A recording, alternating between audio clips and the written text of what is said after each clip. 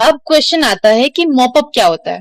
देखो, mop up round एक final offline round है जो एसवी कटक कैंपस में होता है। अगर आपने फ्लोट किया था और आपकी सीट अपग्रेड नहीं हुई तो आपको भी मॉपअप राउंड में फिजिकली प्रेजेंट होना पड़ेगा। मॉपअप राउंड में प्रोसेस क्या होता है ये सुनो। सारे एलिजिबल कैंडिडेट्स को एसवी कैंपस में बुलाया जाता है ओरिजिनल डॉक्यूमेंट्स के साथ। जो सीट्स बची हैं उनका अलॉटमेंट मेरिट के बेसिस पर होता है, जो आपकी रैंक आई है उसके बेसिस पे।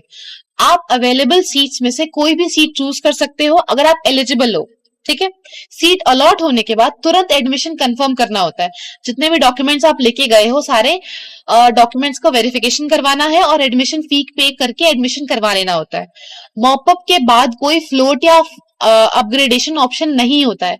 जो सीट मिलती है वही फाइनल होती है। एक चीज इंपॉर्टेंट नोट कर लो, थर्ड राउंड में फ्लोट किया और सीट अपग्रेड नहीं हुई तो मॉपअप राउंड में एसवी कैंपस जाना होगा, डॉक्यूमेंट्स के साथ फिजिकली प्रेजेंट होना होगा, ठीक है।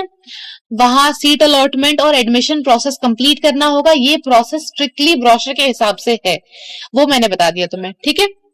ये सारी चीजें हो गई कि मॉपअप में क्या क्या होता है। अब बात करते हैं कि मॉपअप राउंड में कौन कौन एलिजिबल है।